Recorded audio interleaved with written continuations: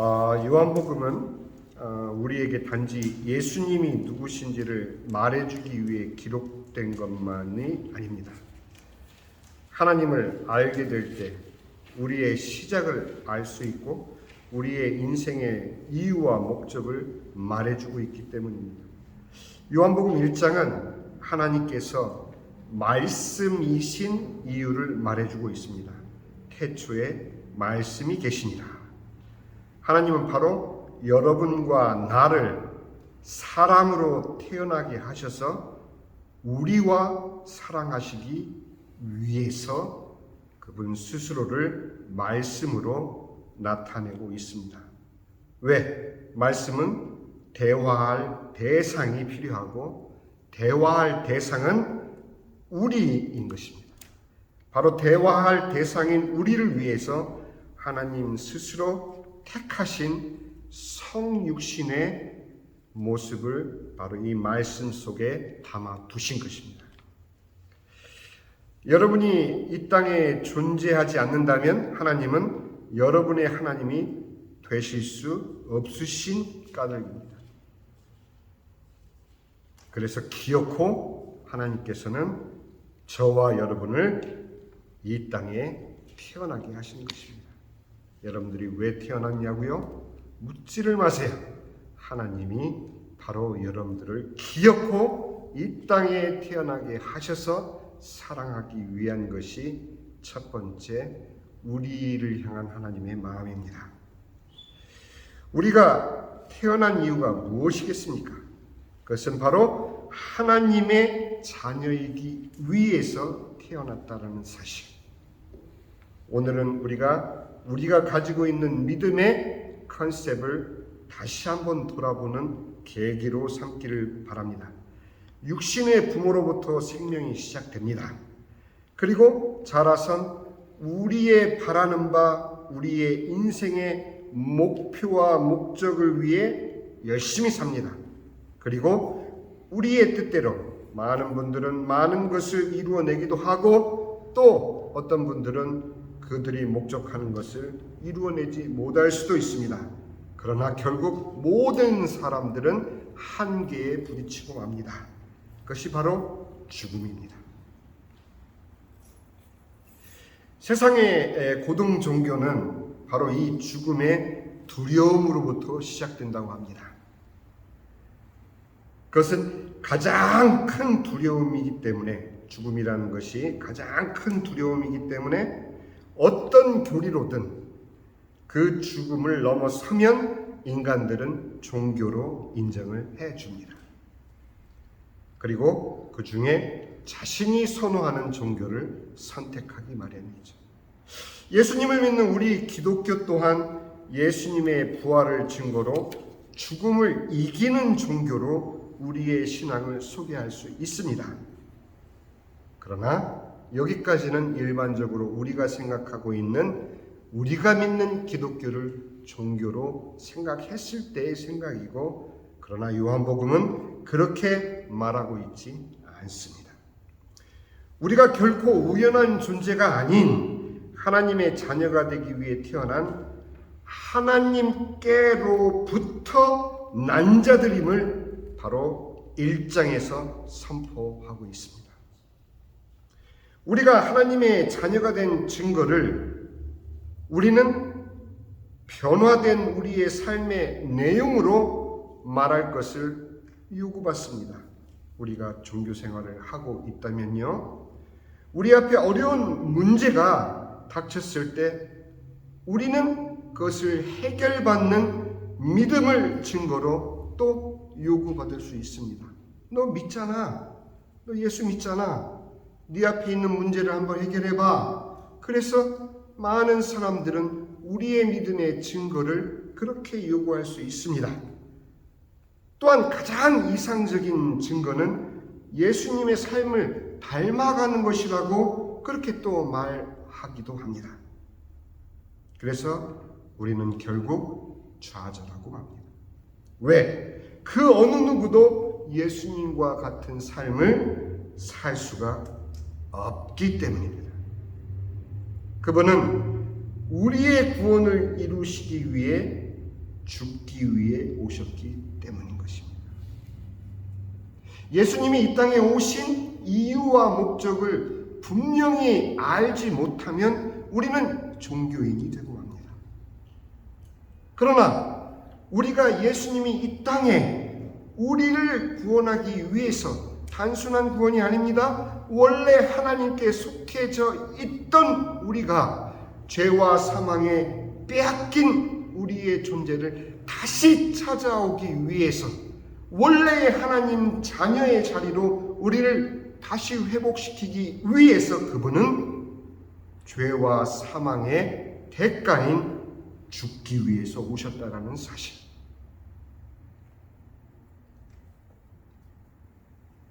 결국 종교가 요구하는 그 모든 요구는 우리가 아까도 읽었던 혈통으로, 육정으로, 사람의 뜻에 의한 종교적인 요구에 대해서 요한은 아니다 라고 우리에게 말해주고 있는 것입니다. 하나님께로부터 난 자들이니라. 그것이 바로 우리의 아이덴티티, 우리의 정체성인 것입니다. 예수님은 어두움에 갇힌 하나님의 자녀들을 되찾기 위해 이 땅에 참빛으로 오셨습니다. 요한복음 1장 9절에서 14절까지의 말씀을 여러분들이 다시 한번 읽어보시면 참빛으로 이 땅에 오셨으나 그를 알지 못하는 우리들을 요한은 그대로 우리에게 알려주고 있습니다. 그리고 13절에 이는 혈통으로나 육정으로나 사람의 뜻으로 나지 아니하고 오직 하나님께로부터 난 자들인 우리 자신에 대한 정체성을 다시 한번 일깨워주고 있는 것입니다. 보이지 않는 하나님, 그분 스스로가 자신을 말씀으로 우리에게 소개하신 이유는 바로 말씀이 육신이 되어 우리 가운데 거하시며 우리에게 복음을 말씀하기 위해서, 우리에게 우리의 언어로 복음을 들려주시기 위해서, 우리에게 그의 영광을 나타내 보이시기 위해서 아버지의 독생자의 영광이요 은혜와 진리가 충만한 예수 그리스도로 이 땅에 오신 것입니다. 이거는 교리가 아닙니다. 바로 복음이 예수님이라는 것을 사도 요한은 우리에게 1장에서부터 선포하고 있었던 것이죠. 이 땅에 존재하는 단 하나의 진리가 바로 예수님이라는 사실. 그 사실에 여러분들이 마음속으로 아멘 하실 때 바로 여러분들은 그 이름을 받아들이는, 그 이름을 영접하는 자가 된다는 것입니다. 우리는 그동안 값싼 구원, 예수를 영접하는 모든 자가 하나님의 자녀가 된다라는 어떤 너무도 획일적인 부흥시대를 통해서 찍어내듯 구원을 양산한 그런 면이 없지 않아 있습니다.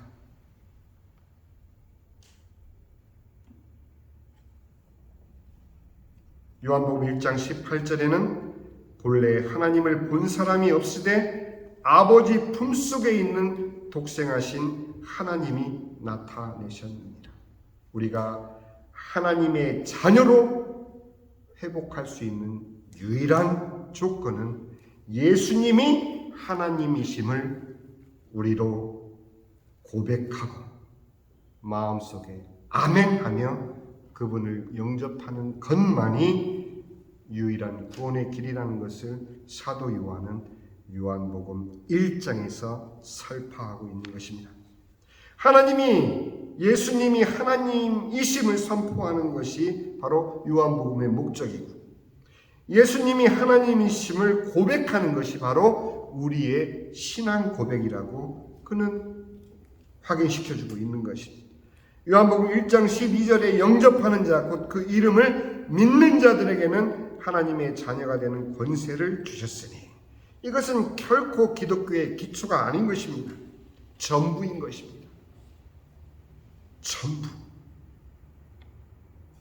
아까 우리가 킹 제임스 버전으로 읽었던 그 12절 But as many as received him, to them gave he power to become the Son of God.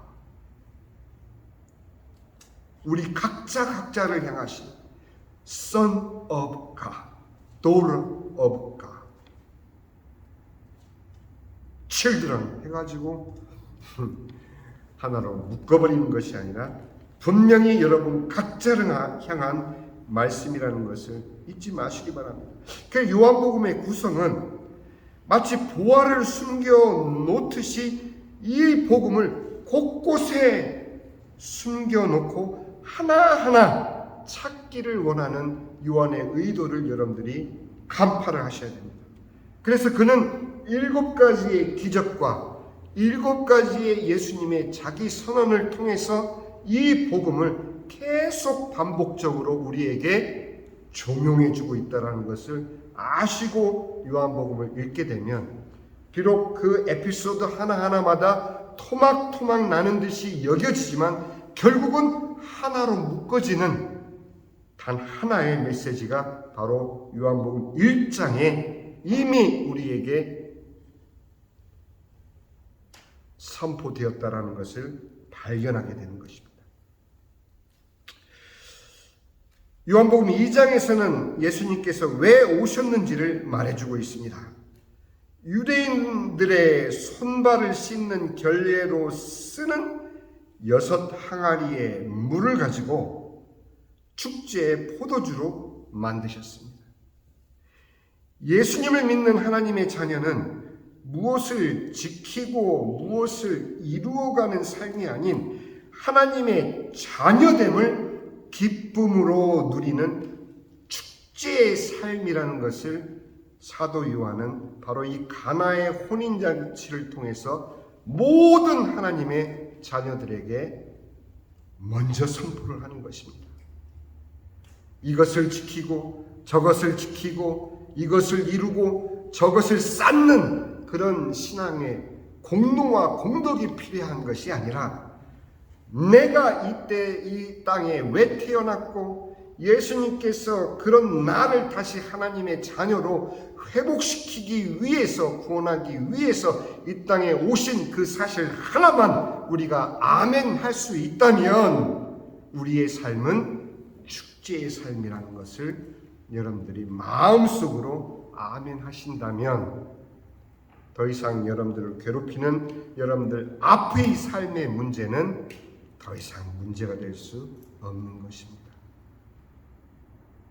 죽음을 이기기 위해서 예수를 믿는 것은 세상의 4대 고등 종교 중에 하나인 기독교를 믿는 종교인인 것이고 이 요한복음을 통해서 예수님이 왜 이 땅에 오셨는지를 분명히 알고 내가 바로 하나님의 자녀로 그분에 의해서 구원받은 것을 확인하는 자에게는 그 확인받은 그 삶은 축제일 수밖에 없는 것입니다.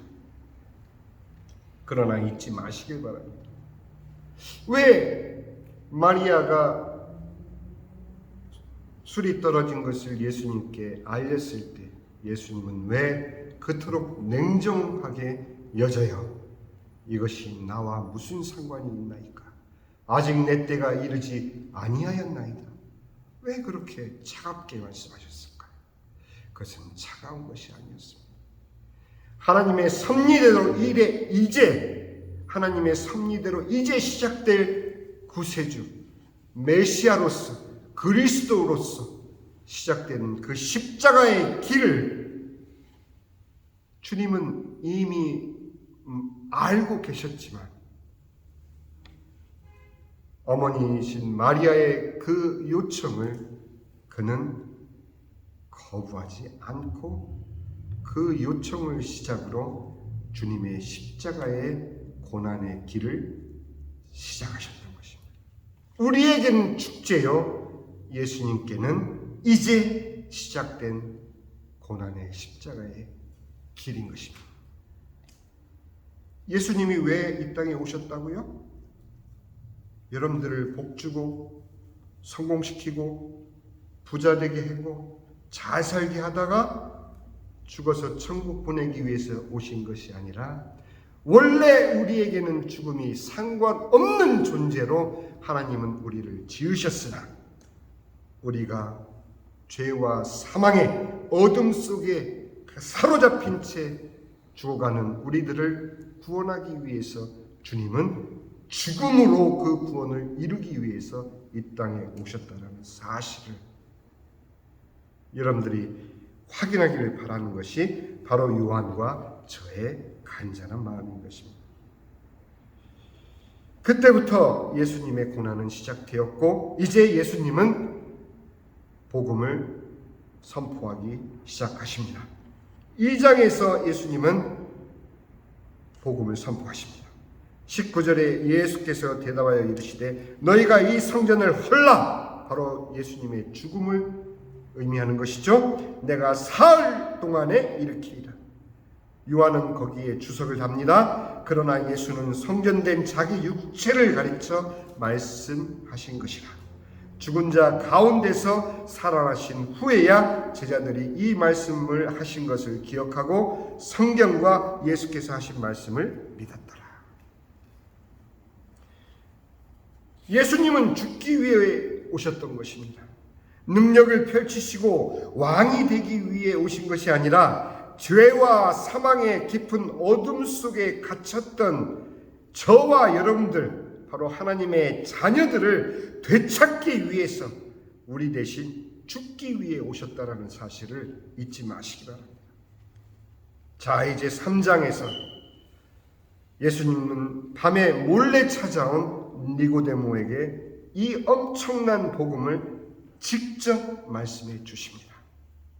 1장에서 선포하신 그 하나님 예수님의 말씀 대신 그 놀라운 사실을 우리가 기억을 하고 2장에서 왜 하나님께서 가나의 혼인잔치를 통해서 자녀들에게 축제를 선포하셨으나 예수님의 십자가의 발걸음은 그때 스타트됐다는 사실을 기억을 하면서 3장을 보시면 3장에서는 3절에 만물이 그로 말미암아 지은 바 되었으되 지은 것이 1장 3절입니다. 죄송합니다. 하나도 그가 없이는 된 것이 없느니라. 그 안에 생명이 있었으니 이 생명은 사람들의 빛이라. 빛이 어둠에 비치되 어두움이 깨닫지 못하더라를 우리에게 보여주기 위해서 가장 좋은 교육과 가장 경건한 신앙과 가장 우러러 존경을 받는 종교 지도자인 니고데모를 통해서 우리가 어떤 어둠 속에 있는지를 요한은 우리에게 말해주고 있는 것입니다. 복음의 방향은 빛에서 어둠으로 비춰지는 것이지 어둠에 있는 자가 절대로 스스로 빛으로 나아갈 수 없다라는 사실이 또한 여기에 함축되어 있는 것입니다. 요한복음은 니고데모가 밤에 예수님을 찾아온 것을 특별히 주목하고 있습니다. 우리는 니고데모의 신분에 초점을 맞추지만 사도 요한은 그가 밤에 예수님을 찾아온 것에 초점을 맞춘다는 사실을 잊지 마시기 바랍니다. 성경학자들은 그 이유를 바로 3장 이후에 4장에 등장하는 사마리아 여인과 대조를 이루기 위해서 그렇게 니고데모를 등장시켰다라고 해석을 하지만 그거는 학자들의 이야기고, 사마리아 4장의 사마리아 여인이 대낮 정오에 예수님을 만난 것이나 모두의 눈을 피해서 밤에 니고데모가 예수님께 나온 것이나 그 둘은 남의 시선을 피해서 주님께 한 사람은 나오게 되었고 한 사람은 나올 수조차 없는 여인은 주님이 만나러 가셨던 것입니다. 그 의미를 아십니까? 어느 누구도 놓치지 않겠다라는 하나님의 의지를 여러분들은 발견을 하셔야 됩니다. 아멘? 대답은 없겠지만 속으로 대답하시면 모두가 인정하고 존경하는 분명한 신분의 니고데모도 남에게 손가락질 받던 천한 신분의 사마리아 여인도 그들의 마음은 모두 밤이었음을 사도 요한은 다시 한번 우리에게 부각시키고 있는 것입니다. 여러분, 인생의 밤을 겪어본 자들만이 진리에 목마르게 된다는 걸 여러분 아십니까? 그것이 어떤 형태가 되었든 이것이 아닌데, 내가 바라는 나의 삶은 이것이 아닌데 하며 자기 내면에서 터져나오는 갈증 없이는 결코 진리를 목마르게 찾지 않는다라는 사실. 그걸 느껴본 분들은, 경험해 본 분들은 동의하실 것입니다. 그럼 어려움 없이 편안하게 인생 살아온 사람은 그러면 알지 못한다라는 얘기입니까? 아니요. 일생을 두고 하나님은 이 작업을 진행하십니다. 어느 한순간이 아니에요. 그러니 표적의 단회적인 이벤트를 통해서 예수님을 만나고 인정하고 그의 자녀가 될 가능성도 있지만 우리의 인생 전체를 놓고 하나님은 그 어느 누구도 포기하지 않으신다라는 사실. 그래서 우리는 불신자를 위해서 중단 없이 기도를 해야 하는 것입니다. 마지막 순간까지.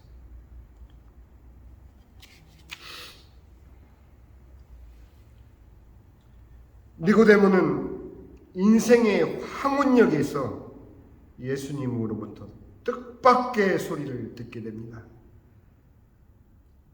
인생의 황혼역에서 다시 태어나야 한다는 예수님의 이야기는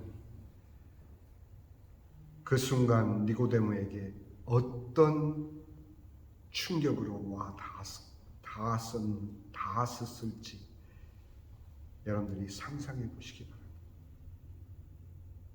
이렇게 우리 각자 신자들의 삶 속에 주님께서는 우리만이 알 수 있는, 우리만이 주님을 바라볼 수 있고 우리 주님을 인식할 수 있는 그 충격으로 우리에게 다가오십니다.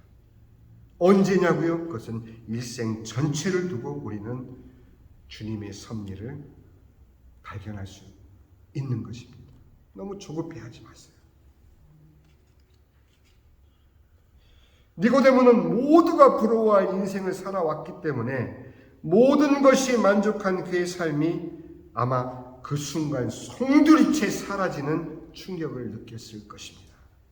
니고데모야, 그래, 너의 인생의 황혼역에 네 스스로 여기기는 네가 하나님의 나라를 볼 수 있으리라 여기는 것 아니란다. 네가 거듭나지 않고는 하나님의 나라에 들어가기는커녕 볼 수조차도 없느니라 하고 그의 마음에 너무도 큰 충격을 주었던 것입니다.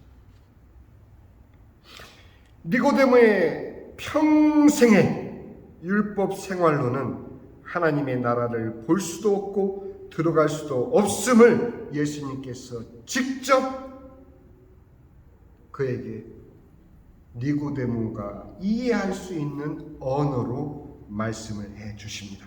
바로 3장 14절에서 16절까지 니고데모는 유대인들의 존경받는 종교 지도자였기에 예수님께서는 그의 이해를 돕기 위해서 바로 모세의 이야기를 들려줍니다. 모세가 광야에서 뱀을 든 것 같이 인자도 들려야 하리니 이는 그를 믿는 자마다 영생을 얻게 하려 하심이니라. 하나님이 세상을 이처럼 사랑하사 독생자를 주셨으니 이는 그를 믿는 자마다 멸망하지 않고 영생을 얻게 하려 하심이니라. 바로 이 구절이 성경 전체의 중심이며 요한복음 전체의 가장 중요한 그 핵심 구절을 예수님은 바로 니고데모를 위해서 선포해 주시는 것입니다. 사랑하는 성도 여러분, 하나님의 나라에 들어갈 수 없는 자신을 발견한 니고데모의 절망을 겪어보셨는지요? 스스로에게 한번 물어보시기 바랍니다. 이미 그런 절망을 겪어보셨다면 과연 내가 지금까지 예수를 믿노라 하며 모든 것을 다했던 그 열심과 노력이 과연 니고데모와 같은 절망으로 부딪혀 오는 그런 경험을 여러분들은 갖지 않았는지 스스로에게 물어봐야 됩니다.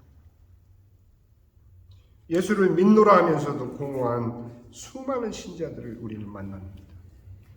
내가 하나님의 자녀가 되었다라고 신앙 고백하면서도 우리 하루하루의 삶을 부딪힐 때마다 우리는 신자로서 구별된 삶을 살아야 되는데 하는 부담을 느끼지만 축제의 삶은커녕 주님 앞에 눈물로 기도하는 것이 우리의 신앙 생활이 되는 것이 엊그제의 일이 아닌 것입니다. 요한복음은 그런 신앙을 말하고 있지 않습니다. 니고데모의 갈증은 다름 아닌 바리새인으로서 율법 생활을 통한 답답함이었습니다. 가나의 혼인잔치에서 왜 유대인의 결례를 위한 6 항아리를 일부러 그 속에 담겨져 있는 그런 식수가 아니에요. 손발 닦는 허드렛물이에요. 버려지는 물을 예수님은 최상급 포도주로 만드신 이유가 무엇이겠습니까?